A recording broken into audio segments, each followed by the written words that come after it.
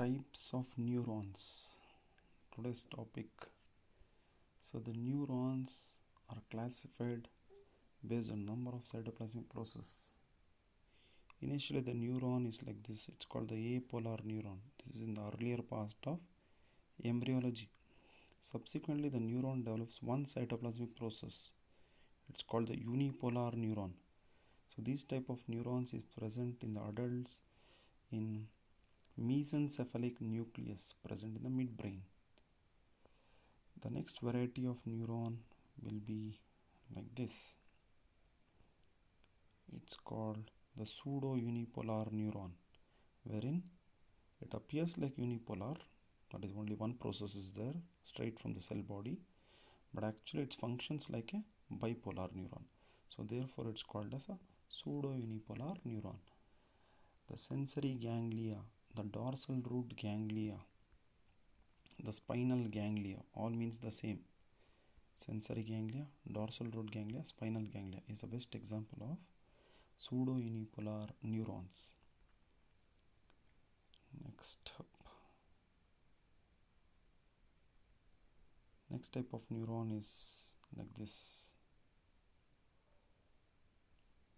This neuron has got two cytoplasmic processes, one of which acts like a dendrite while the other acts like an axon. This neuron has got two processes, so it's called as a bipolar neuron. Best example is spiral ganglia. Something about cochlear ganglia. Then vestibular ganglia. This belongs to the hearing pathway, and vestibular ganglia belongs to the balance pathway. In addition, in the retina there is one bipolar neuron cell layer that carries information from rods and cones. So retina is also an example of bipolar neuron.